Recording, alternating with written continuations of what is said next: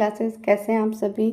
आज हम कक्षा 8वीं का ऐड ग्रेड जो अभ्यास पुस्तिका में आपको दिया गया है, जिसमें विज्ञान, गणित और सामाजिक विज्ञान के आपके सब्जेक्ट दिए गए हैं, इसको कंटिन्यू करते हुए हमने पिछले वीडियो में पेज नंबर 124 तक हमने आपको क्वेश्चन आंसर के सॉल्यूशन कराए थे।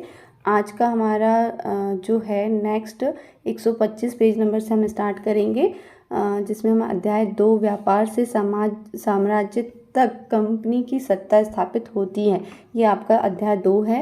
आपको ये सारे ही क्वेश्चंस बहुत अच्छे से तैयार करना है। ये आपके जो आपका हाफ ईयरली, इट मीन्स अर्धवार्षिक परीक्षा, वार्षिक परीक्षा, दोनों में ही ऐड ग्रेड से आपको क्वेश्चंस बनते हैं और ये आपके लिए बहुत मोस्ट इम्पॉर्टेंट है, इन्हें आपको तैयार करना है।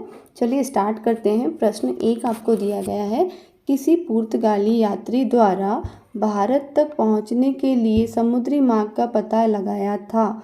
तो किसने लगाया था? किस पुर्तगाली यात्री द्वारा भारत तक पहुंचने के लिए समुद्री मार्ग का पता लगाया था? तो ये मोस्ट इम्पॉर्टेंट क्वेश्चन है आपका। वास्को डी गामा नामक पुर्तगाली यात्री थे। उन्होंने क्या किया? 1498 में पिछली बार भारत तक पहुंचने के लिए समुद्री मार्ग का पता लगाया था। ठीक है, तो ये क्वेश्चन आपको याद रखना है। नेक्स्ट है आपका, इजाज़ तनामे में से क्या आशय है? इजाज़ तनामे, ठीक है, का मतलब यह था कि इंग्लैंड की कोई और व्यापारिक कंपनी इजाज़ तनामे में बताए गए स्थान में ईस्ट इंडिया कंपनी से छोड़ नहीं सकती है। ठीक है, ईस्ट इंडिया कंपनी से छोड़ नहीं सकती, ये इसका इजाज़ तनामे का आशय था। ठीक, नेक्स्ट क्वेश्चन है आपका क्वेश्चन 3, बक्सर के युद्ध के क्या परिणाम हुए थे? तो बक्सर का जो युद्ध हुआ था, सैन्य दृष्टिकोण से अंग्रेज़ों की बहुत बड़ी सफलता थी। इस युद्ध में विजय के पश्चात बंगाल में अंग्रेजी सत्ता के प्रभुत्व की स्थापना हुई और कंपनी ने एक अखिल भारतीय शांति का रूप धारण किया था। ठीक है, नेक्स्ट क्वेश्चन है आपका, पानीपत की तीसरी लड़ाई क्यों महत्वपूर्ण मानी जाती है? क्यों महत्वपूर्ण है? ठीक है, तो देखते हैं। पानीपत की जो तीसरी लड़ाई थी वो कब लड़ी गई थी?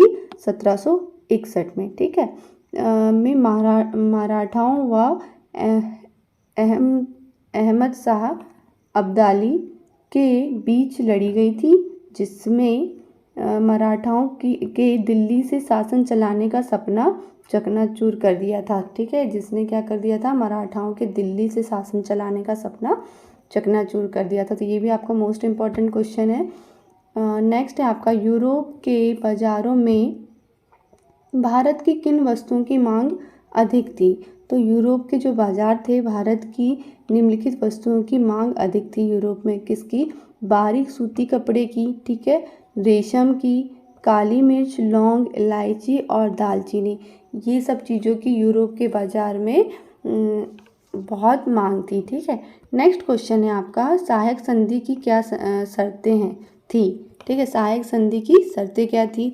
सहायक संधि की शर्तें निम्नानुसार थी, वह देशी रियासतों जो संधि स्वीकार करेगी कंपनी की स्वीकृति के बिना अपने राज्य में राज्य के व्यक्ति को शरण या नौकरी नहीं देगी। ठीक है, तो नेक्स्ट है आपका, देशी रियासत कंपनी की अनुमति के बिना किसी अन्य राज्य से युद्ध, संधि या मैत्री नहीं कर सकेगी।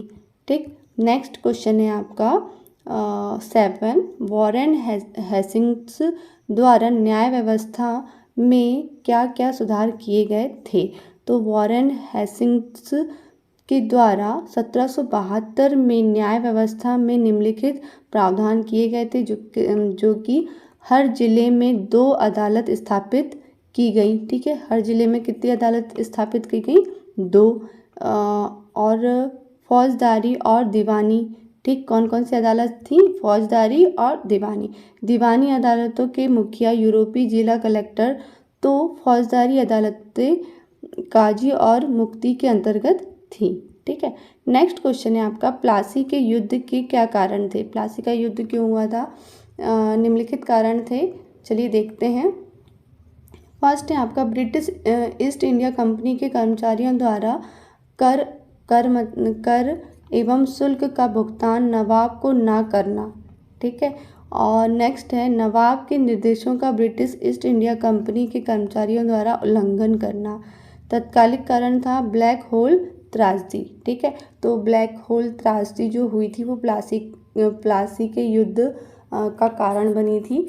नेक्स्ट है आपका यूरोपीय व्यापारिक कंपनियों के प्रतिस्पर्धा के क्या कारण थे। जो यूरोपीय व्यापारी थे कि कंपनी में प्रतिस्पर्धा मतलब लड़ाई झगड़े के लिए बारीक सूती कपड़े, रेशम, काली मिर्च, लौंग, इलायची और दालचीनी की ज़बरदस्त मांग थी, जिसको प्राप्त कर व्यापार हेतु आपस में लड़ने लगे थे। मतलब जिनको ये सब चीज़ों को प्राप्त करने के लिए यूरोपीय व्यापारी कंपनियों के मध्य लड़ाइयाँ शुरू हो गई थी। ठीक है। नेक्स्ट है आपका क्वेश्चन लॉर्ड डलहौजी के विलय नीति क्या थी। ठीक है। विलय नीति क्या थी। इस नीति से किन किन भारतीय राज्यों को अपने नियंत्रण में लिया गया था। तो चलिए देखते हैं क्वेश्चन आंसर है इसका। लॉर्ड डलहौजी की विलय नीति के अनुसार अगर किसी सुरक्षा प्राप्त राज्य का शासक बिना स्वाभाविक उत्तराधिकारी के मर जाए तो उसका राज्य उसके दत्तक पुत्र को नहीं सौंपा जाएगा। इस नीति से 1848 जैतपुर और संबलपुर, बघाट 1850, उदयपुर, झांसी तथा नागपुर का विलय कर लिया था। ठीक है। तो ये आपका जो आंसर है इन्हें आपको बहुत अच्छे से लर्न करना है। मिलते हैं नेक्स्ट वीडियो में। आगे का जो कोर्स है आपका उसको लेकर वीडियो अगर आपको पसंद आया तो प्लीज़ कमेंट करें, लाइक करें और चैनल को सब्सक्राइब करें, शेयर करें। मिलते हैं नेक्स्ट वीडियो में। Thank you.